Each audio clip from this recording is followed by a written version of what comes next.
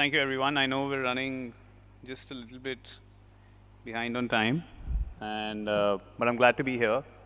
Um, my name is Dhruv, and I'm a principal at the Boston Consulting Group. I work predominantly in our ventures and AI practice, and I've been doing a lot of stuff in the oil and gas section, and I'm excited to speak to you about what we've been doing. And since there's a few of us here, if you have any questions midway, please feel free to raise your hand and just ask anything along. So today, I thought that we should start with a bit of a rhyme and song about the fact that we are here at India Energy Week. Unfortunately, we are having some difficulties on the audio side, but although I can't sing very well, and this is generated with AI, my prompt was that I'm doing a session at India Energy Week, and give me a great way to introduce this. So it goes, wires hum and circuits glow in a world where data flows. Pulses beat where the heart would be in the land of the sapphire sea. Code and logic intertwine, binary stars that ever shine, machines that think and learn to fly, electric dreams in the sky. So there was a nice tune behind this as well. And what I just wanted to share with you is that today you can stretch the realm of your creative abilities using AI. And I used a free tool called Suno, SUNO.ai, which enabled me to create this. You can try it as well whenever you want. Okay, pop quiz. Which one of these is generative AI? Now, I know there's quite a few of us over here who might have used generative AI before, and there's quite a few of us who might not have. But if you think A is the generative AI output, I would love for you to raise your hand. Okay, if you think B is the generative AI output, okay, great. So the room believes that it is B which is the generative AI output, and the room is incorrect. It's A which is the generative AI output. But we'll give it one more shot. So which one is the generative AI output? How many people in the room believe it is A? Please raise your hand. Okay. How many people believe it is B? Please raise your hand. All right, awesome. So unanimously, everybody in the room, apart from one gentleman, believe it's B. And the room is largely correct, right? So as you can see, the power of generative AI on the imagery side has really transcended over the last 2-3 years. These have been made using a platform called Midjourney. And today we're sitting on Midjourney v6.1. It started at version 2, and I'll show you what one of the outputs at version 2 used to look like. Which one of these is generative AI? No, I'm just kidding. I hope everybody believes it's B. Before we get started with a lot of content around oil and gas and energy, I wanted to share one of the things that comes with creating something so powerful. It's also the risk of people taking advantage of it in a way that it shouldn't. There's a famous singer, goes by the name of The Weeknd, has close to 100 million odd subscribers across various platforms. He woke up one day with tons of congratulatory messages flowing in saying, "Brother, what a song, couldn't believe that you've made this." And the name of this song, called Heart on My Sleeve, sounded exactly like he would have done it, right? And it raked up, I think, maybe 10 million odd views, and people were raving about it, only to realize that this song has actually been created emulating his voice using AI. And that's where we have to realize that there is obviously a positive, but along with that comes a bit of a negative. As I was talking about how the power of image generation has really come through, on the left-hand side, you can see how in 2022, when you put in a simple prompt that you want a picture of a face of a woman, it would come across looking pretty evident that it is AI generated, right? And if you scroll over to April 2024 on the right side, similar kind of prompt, just look at the way it has completely transformed and become much more human-like. Today, a lot of times, if you're scrolling on social media platforms as well, you see a lot of videos of sea animals and sea creatures, which to me at least have been fooling me that are these real or are these fake? But these are actually AI generated videos, and the quality has become more and more real like, human like, as it has been getting better. So, what can you expect from today's session? 4 things. We'll de jargonize some of the cool terms. We'll do a quick introduction to what is ML, AI, and Gen AI. We'll explore generative AI through some live examples. And we'll also look at some use cases for the energy sector for Gen AI. So before we start, anybody in the room knows the full form of GPT? Everybody knows Chat GPT, I'm guessing. Heard enough about it. Full form of GPT. Anybody in the room? I'm happy to give away my power bank if you know it. Okay, the full form of GPT is Generative Pre-trained Transformer. And it's what is at the core of anything that generative AI does. It is the ability to transform any kind of inputs that exist into a human recognizable output. And that has basically been a big leap that Gen AI has taken today. Let's quickly look at what is the difference between machine learning and AI. There's a nice quote which goes out there which says that if it's written in Python or R, it is probably machine learning. If it's written in PowerPoint, it is probably AI or generative AI, right? But on a more serious note, artificial intelligence has certain use cases and machine learning has certain use cases. Artificial intelligence is slightly broader than ML. You would use AI for things like self-driving cars, whereas you would use machine learning for propensity models. You would use AI for things like image analysis, finding which image is red, green, blue. And you would use machine learning in all probability for things like fraud detection. So there are nuances which differentiate artificial intelligence and machine learning. And we talk a little bit about this. On the left, towards the left is largely the pre-2000 era. And that was where it was more about rule-based matching and simple correlation-driven prediction. You would basically take a big data set of inputs and try and find if there's a pattern within it, and try and use that pattern to predict what would be the next number, right? Fairly simple.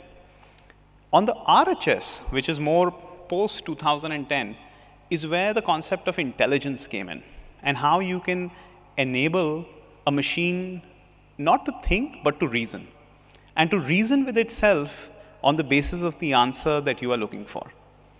And slowly over time, we created deep learning first. I think you must have heard about how Google had DeepMind, which would play chess and beat human players at chess. And that was one of our first intelligence models in play, where it could actually think and figure out what should be my next move, basis an entire history of books, a history of moves, plus also at that moment, trying to understand what would the opponent do. And that was the reasoning that they were trying to build. And today, we have a variety of foundation models, most recently being, if everybody would have read about DeepSeek, which is again a generative model that has been created, which is a large language model that uses a massive amount of input on text, images, research, statistics, figures, to reason with those and predict what would be the next word in case you ask it for an answer.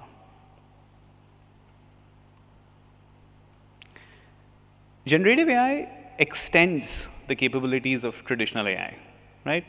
On traditional AI, you would do things like algorithmic trading, dynamic price changes, fraud detection, spend category analysis.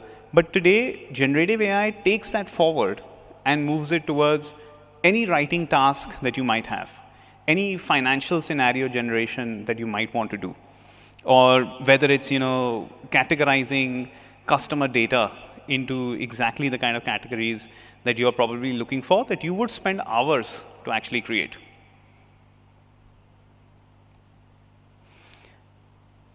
How does it work? And how do we implement generative AI, right? If it's your organization, if it's even your life, the one place where everything exists at rest is a data lake. That is the starting point of anything and everything. That data lake has to first be cleaned, summarized, labeled properly. What has to be clearly established on that data lake, that this is a pattern of movement, this is a pattern of consumption, whatever is the data set that you're dealing with. And ultimately, on that data set, when we run our foundational model, is when we're able to come up with certain winning models that enable us to make decisions. So the only takeaway I'd like for you to take from this slide is that you need to have a robust data lake in order to build a foundational model for your organization. Today, GenAI has been an absolute game changer, right? ChatGPT launched and it reached 100 million users in less than 2 months. If I'm not wrong, DeepSeek might reach that number even sooner. We're expected to create more than $120 billion worth of value with generative AI and related applications. Most of your IT majors have already started selling generative AI as one of the key propositions in their stack of services. So it's here to stay. Not sure if it'll become as big as the internet or not, but it's definitely here to stay. And there have been an enormous number of startups in India and across the globe that have been funded on the back of AI.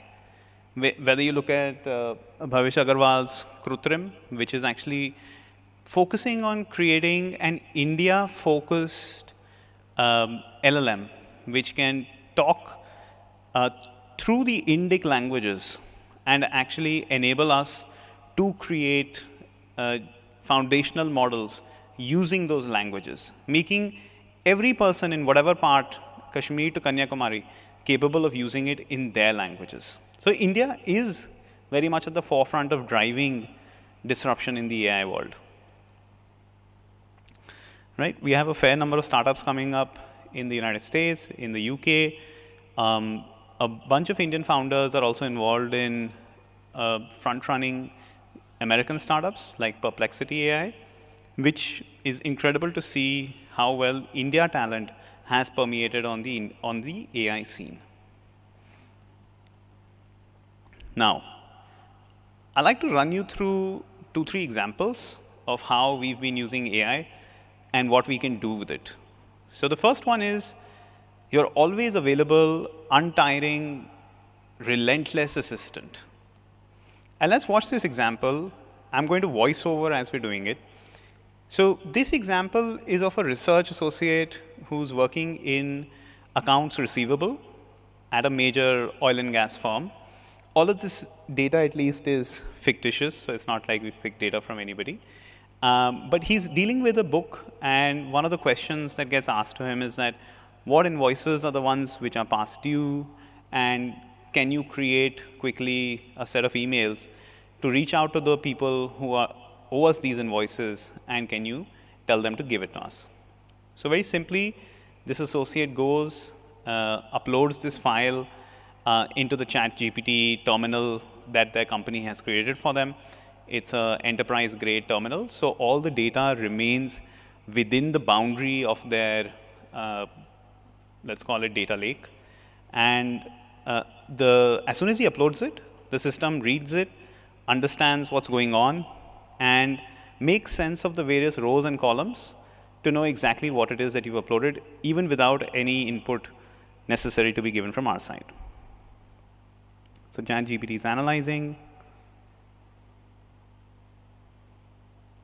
And within a minute, it tells you which are the invoices, or even less than a minute, it tells you which are the invoices that are running past due. Great. That's when the associate says, can you draft emails to the invoice holders who have actually not paid us?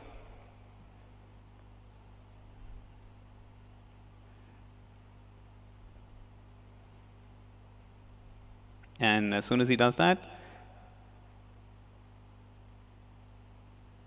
very quickly, we have some custom emails that get created.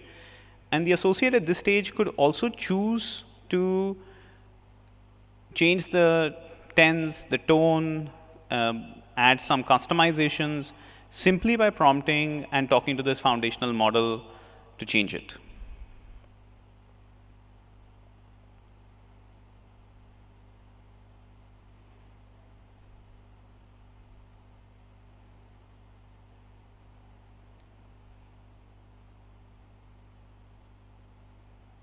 Awesome. And at this stage, the research associate can start to have fun with it and then ask various other questions.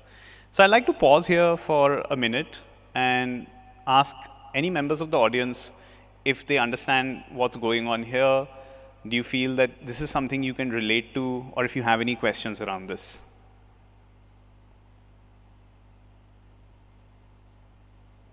There's a mic, sir, just coming to you. Yes, thank you. Very useful, very clear this. Is there a way you think that we can identify which document or which outcome has come really from an AI source rather than the author himself or herself? I think on that front, right now at least, there are some telltale signs on images and videos where you can easily tell that there are some gaps in the way AI can create those images to be correct. So for example, I've noticed a lot that in videos of humans that are created, you might see an extra hand appearing out of nowhere.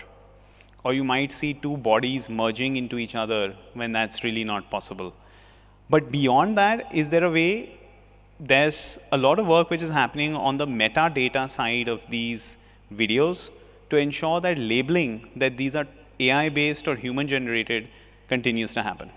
But beyond that, if you are a notorious player like we saw with the video, there's no way to tell. All right, thanks. Okay.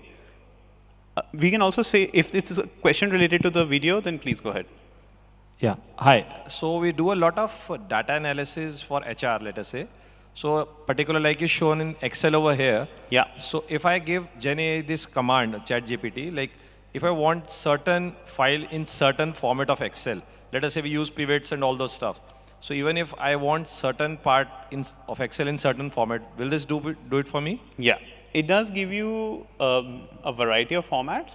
And if you're comfortable, you can also export the data in a JSON format and then do whatever you want with it. But you can export all of this, tabulate it, and send.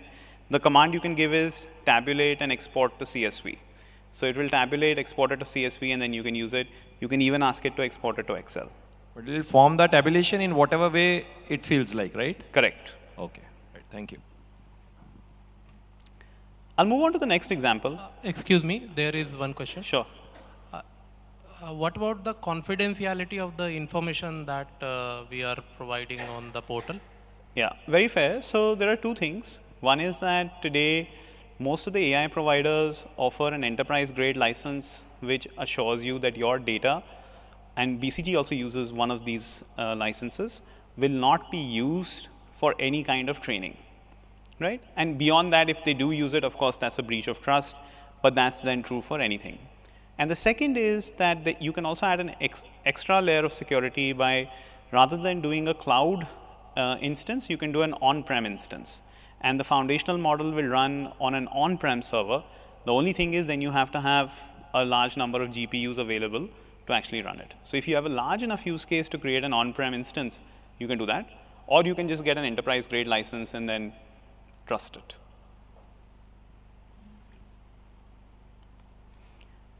Awesome. I have a really cool example. This is from not from any company, but this is for an FMCG company, and one can also think of it for end retail energy company, like a lubricant company. And the example is trying to understand there has been some sort of dip or change in my sales, and they have an AI instance which is helping them understand what has probably caused that dip or change in sales. So let's look at that.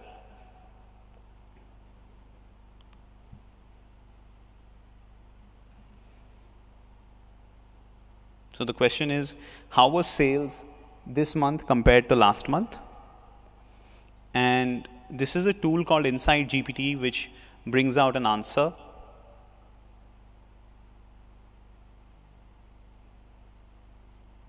So it says that there's been an 8% dip, which is when the next level of reasoning comes in and you want to ask, why has there been a dip? And it says there's a stock out. And then you can also go ahead and question, why was there a stock out?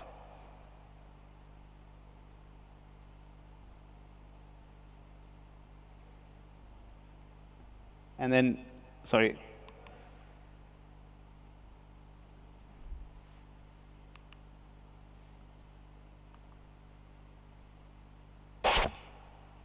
But towards the end of the video, it basically identifies what were the days when production was low, and it clearly labels that, and then you know why there was a stock out, why there were certain trucks which were not available in Haridwar, and how that has bubbled up upstream into there actually being a drop in sales at 8%. And at the root of all of this is the fact that the data lake for this company, right from across the entire value chain, right from the raw material sourcing point to the manufacturing to the distribution, is connected to a centralized data warehouse which can look across all of these functions. And that's why we are able to reach an answer here. So I'll pause for a few questions about this particular example, and I would love to answer what you think about it.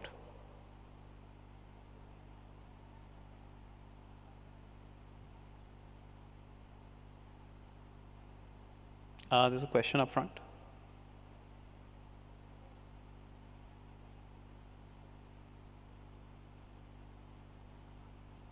So in this example, you simply showed that Insight GPT is giving the insights and analytics what's going wrong behind the scene.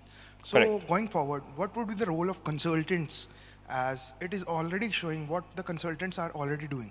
So it is already doing what the consultants are doing. So what would be the role of consultants going forward? That's a great question. And in fact, I was watching just yesterday at the AI summit in France, where there is a unanimous opinion that AI should extend the capabilities of every person out here. Of course, there might be some very, very menial tasks that get completely automated, which is a general cycle which happens in any technological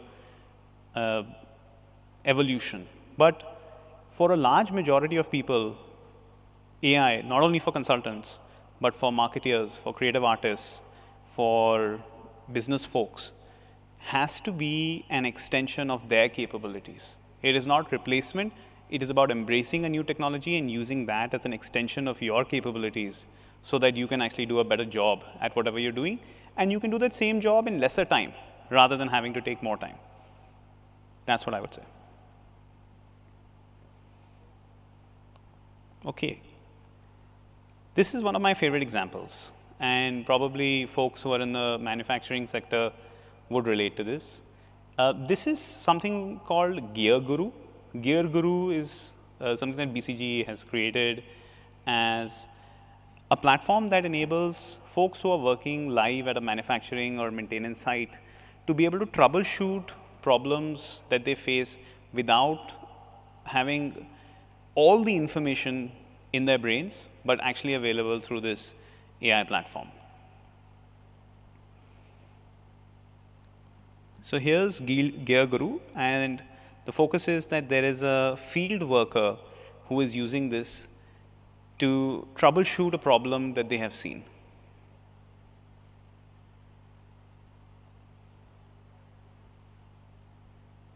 So there's a compressor that is down.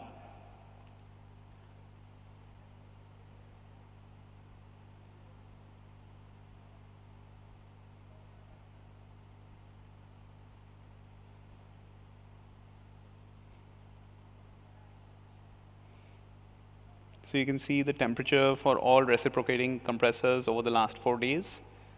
And it seems, I think any one of us can see that 433, that particular compressor, seems to have a higher temperature.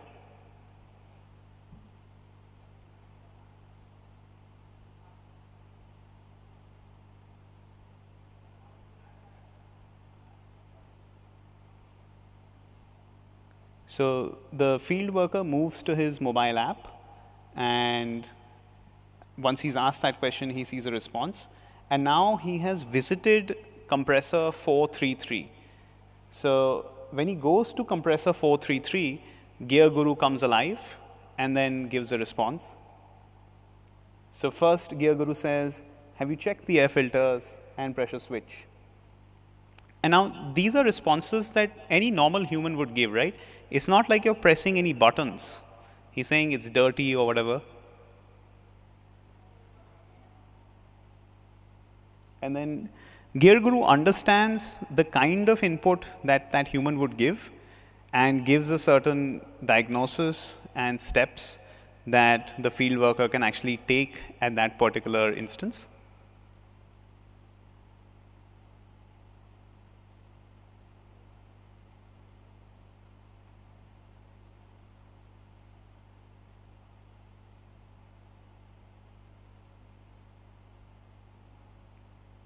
So he clicks on proceed, and when he clicks on proceed, further instructions come to him as well.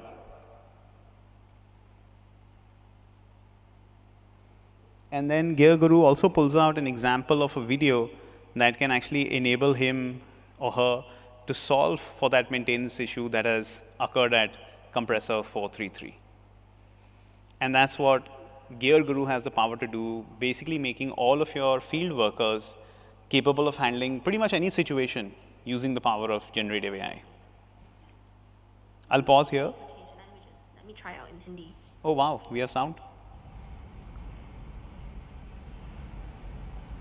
कृपया नीचे दिए गए video का पालन करके मरम्मत कार्य करें. That is amazing. Now let's proceed to reset the machine. Thank you. Follow the on-screen instructions to restart the machine. Okay. Now what is happening is Gear Guru is using augmented reality to identify the right switch for me to reset this machine. The first one is to switch on the red button, and there's a tick mark because it knows that it's done, and it proceeds to the next one. Let's switch on the yellow button now. Alright, great, the 2 steps are done and the machine is reset. Compressor 433 is back online and temperature has Gear Guru stabilized uses at Gen AI 39 to create degrees an incident Celsius. report for me, which I used to have to spend lots of time to manually type. I will now close the ticket and can be referenced in future for other similar cases. So that's Gear Guru. Thank you for getting the sound. I would love to invite any questions on Gear Guru. It's also something which has some practical real world applicability. Yeah.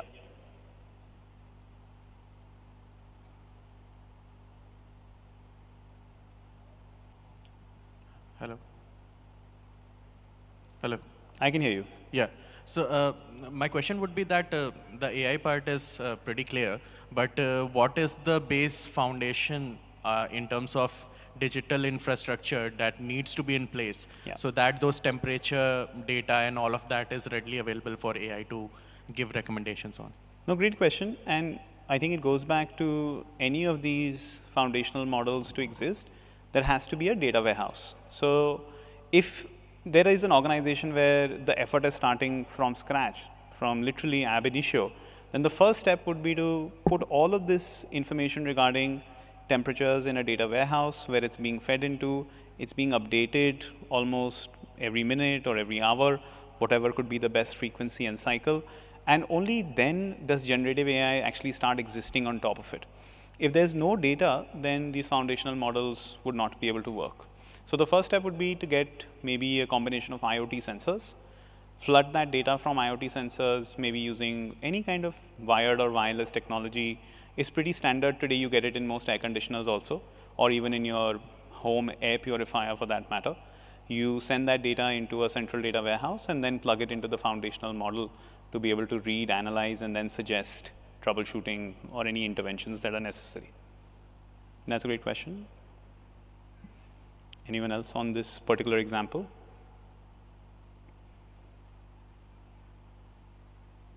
Perfect. So we've also done this for banks, and we've not only for the energy sector, and the reason I say banks is because a lot of times finance functions tend to be pretty, I would say, tough and require a lot of effort at most energy sector companies. And here what we've done is we've made credit memo generation and a host of other activities much simpler for a bank rather than having to do it through hours of manual effort.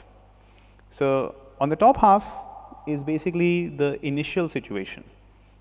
And on the bottom half is how we've imagined the Gen AI solution. And The GenAI solution is actually pretty simple and straightforward. There's a set of inputs that we've gone ahead and put in a large data warehouse. And after that, we've enabled anybody to query that warehouse and get information that they require from it. So step one is actually putting the data all together in one place rather than having it at different places.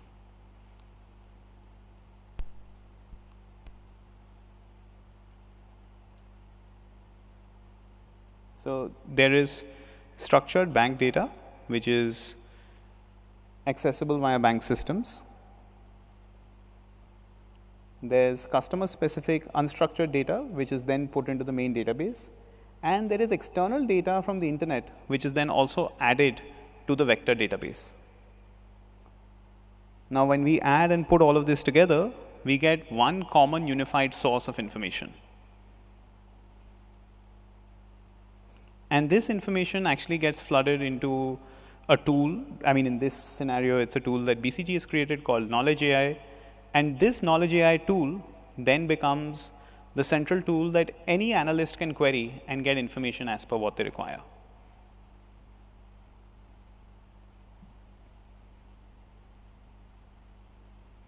So this is a prototype called Generative Desk. A lot of research companies, banks have various desks like Forrester or Bloomberg terminals.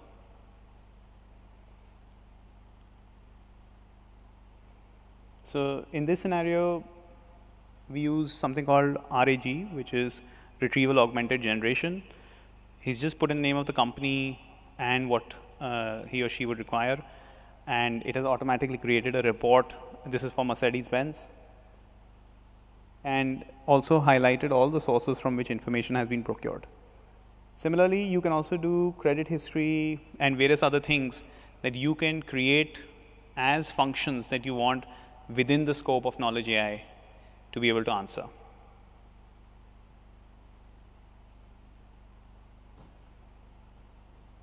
So I've asked financial information for Mercedes-Benz, and basis whatever data was available within the bank and from various external sources, combine both of them to create a view.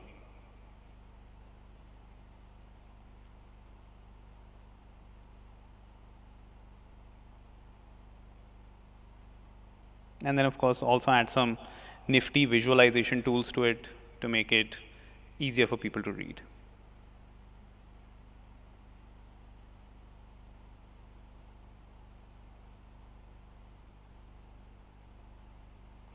So that's our generative credit report tool. There are a variety of use cases for the energy sector across the value chain, right? Whether it is exploration, whether it is midstream related to transportation or storage, or whether it is downstream related to refining and retail marketing. Generative AI can actually enter at any stage over here. And I'd love to speak about a few of them, which we haven't covered, especially on the retail and marketing side. A lot of sales support to agents on the field in times of B2B sales, or as we saw with respect to insights and prediction on how many sales have happened, what is the movement in price data, what is forecasting, and the ability to reason with an analyst who is actually not having to do any manual work, but is a generative AI model, is one of the biggest gains that you can get out of generative AI. And I'd love to pause on this screen for the remainder of the session. We have about 5-7 minutes. I'd love to invite questions and thoughts on how you can potentially also maybe think about using Gen AI or any AI application in your work.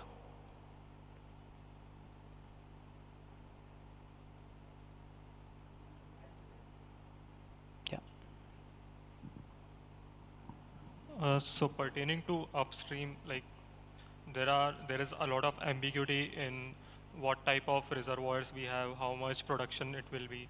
So I was talking to somebody, so they were telling that they monitor the production quality of the producing assets.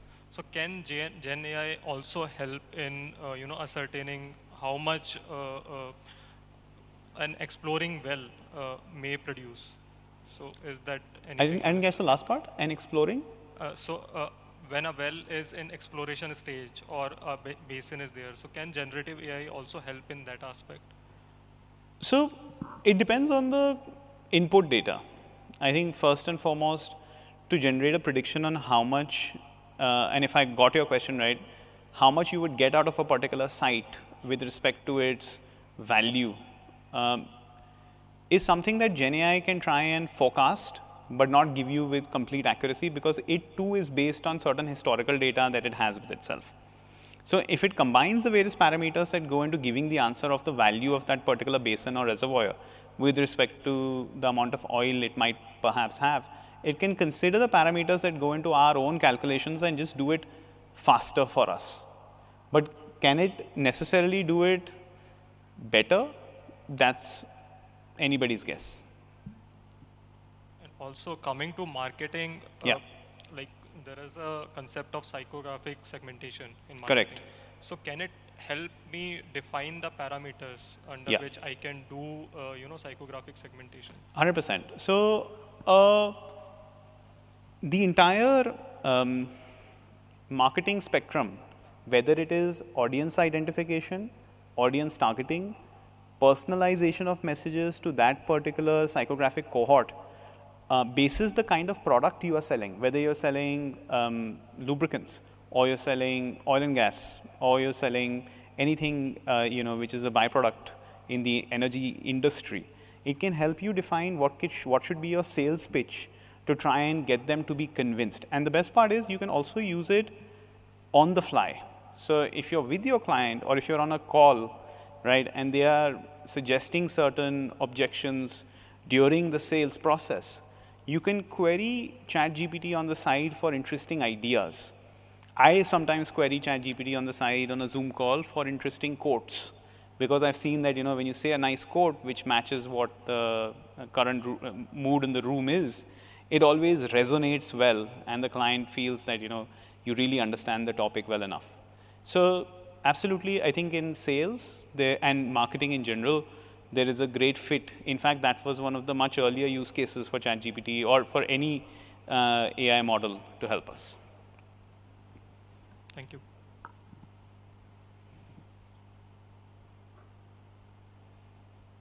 Yeah. Hi. So I was just about to you talked about sales and marketing, right?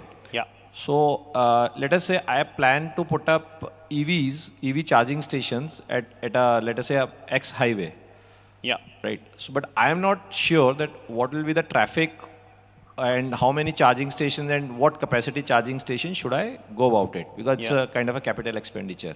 So whether any of this tool will integrate with, let us say, the traffic on the road and can just predict me and give me a report that yes, on this highway so many EVs or this much are going on, and yes, you should go ahead with this kind of analysis, because obviously at the petrol pump the data that we have, that we can always analyze and do whatever stuff we want to do through ChatGPT. But if I want to do a future expansion kind of thing, what kind of integration it can do with the outside world to give me some outputs so that I can take future action?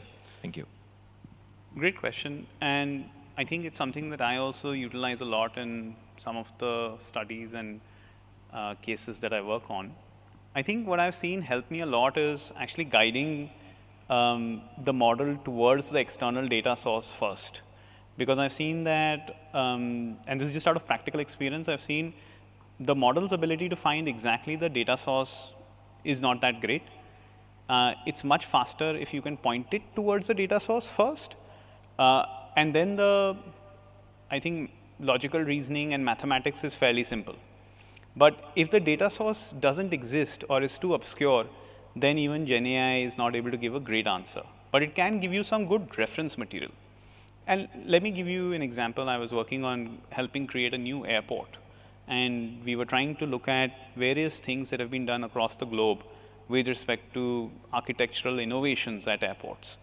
And it was great in finding that because it's purely textual, right? It is able to find out from various instances, sources, and quotes as to how airports have been innovated at various places. But at the same time, when we were working in the BFSI sector and trying to create perhaps a view on whether this particular target geography would have a high delinquency rate, without the input data, it's not able to do that. So you need, the foundation of it is a solid data source. I hope that answers your question. Yeah, but what you actually put the input, the same kind of output you'll get. So basically, it's Yeah. more about how and how precise is the output. Let us say I rely on that some Gen AI tool. Yeah. And how like sometimes we just keep on following whatever it gives, we start acting on it. Yeah. So what is the precision per se for these tools? So like? for the sort of stuff that at least we are doing with, as long as it is not high level math, you should expect a 99 to 100% accuracy on it at the very least. And these are highly tested and trained models, which are quite capable of delivering the right result, but again, garbage in, garbage out. I think there was a question up front. Hi. Actually, my question was, in each of these phases that you've identified, there seems to be it's actually logical extension of the questions that were asked before. What's the kind of base digitization that I need to do in each of these phases for me to have a successful AI program? Yeah. So both from an IT perspective as well as an operational technology perspective. Would that be something that you would be able to guide us on? Yeah, so if it's easier, can we take the example of an industry, sir? Is there something in mind? This one is fine. So let's say exploration, right? Yeah. So if I have, let's say, sensors on my site, which basically sort of, gather certain information. In the production side, you've talked about, weather data. So I may need local sensors on that. So what's the kind of elements that I would need, for me to support an AI program? Sure. So first and foremost, I think one is the ability to leverage publicly available data. Let's say if we have to do some sort of weather forecasting, or if we have to do some specific use case which is related to summaries of geographically relevant news and weather. Suppose we have a logistics concern, right? And we have to transport between Vietnam and Chennai. And there is some amount of forecasting that we have to do with respect to weather patterns or any areas of disruptions. The first port of call would be external data, which probably exists pretty freely available, that any foundation model will be able to access, procure, go through it. And if not, then easily plug in through an API. Like what we would typically do is create an IT solution where it plugs in through an API to that source data and then works on it to give you and churn out some sort of response. The second scenario, which is the more interesting one, is, and let me take an example of a company that actually BCGX had created for Shell. It's called Machine Max. And Machine Max is an IoT-driven solution which is put onto earth movers. And the reason why Shell wanted to do it was because it wanted to share insights on idling time and how often do you need to change your lubricant basis how a machine is running. So now that sensor was the key innovation that sent back data to the foundational model, which then churned that data to suggest that this machine needs a maintenance ask and this machine doesn't need a maintenance ask. So at an IT level, it is absolutely understanding what are the various sources of data, and those could be many, right? Some of them could be purely digital, and some of them could be physical, which need to be translated, analog data, which needs to be translated to digital and then sent into the model. So one does need to do a first cursory beliefs audit to understand where do we need the information or where do we need the data from, and then applying the relevant sensors to get them, whether it's offline or online. That's the first port of call. So if I was to basically say for an organization chart out an AI program, my first level would be, what have I digitized? What do I need to digitize? Would that be? The first step would absolutely be for you to say that, what is the information I have available? Actually, sorry, I would take a step back. I would say, what is the objective? And set out the objective very clearly, that I want to use AI to leverage, is it productivity? Is it intelligence? Is it better sales? And then the next step would be that in order to answer this, if these are the 5 types of data or 5 types of questions I need to answer, and these are the corresponding 10 input data sources that I need, how much of them are today digitized and how much of them today are not digitized for me to be able to procure that. If you don't have a digital twin, for example, for your factory, you would not be able to get and procure data on which part of the production line is actually stuck. Thanks. Thank you. All right. Time's up, but I'll take one or two last questions. Go ahead. Yeah, so this is more related to business valuation. So what we do in business valuation is we have a business case and we undertake a lot of data to arrive at suitable assumptions in order to arrive at a valuation number, right? So in cases of startups, those base data itself may not be available because they may be working in a niche environment, a niche product, for which there may not be any base data. So can AI first help me with the assumptions? Second, visualize maybe a business environment for that particular product while taking in account of the product's capabilities and existing policy scenarios? And if yes, so are there any cases in the industry which has undertaken this approach of integrating AI for business valuation? 100%. I think like as long as it is not your most tactical mathematical valuation that you want to arrive at, and there is a general ballpark that you want to play in, which is to understand the 80 to 120 sort of range that you need to be at. Generative AI can help you answer that, provided there is some basis. If there is, like tomorrow, if you say that you have the ability to sell a part of the moon, now nobody has sold a part of the moon before, right? So there will not be any valuation basis for it. But can it reason with you? Yes, it can, because you can ask it that if I have a company and I am now selling pieces of the moon to humans, how should I think about valuing it? It can give you some examples where there have been certain breakthroughs and therefore how have those companies been valued. But can it give you the answer straight up? No. Any other questions? Awesome. Thank you. I'm Dhruv from BCGX. Lovely to be here. Thank you so much and hope you enjoy the rest of your day.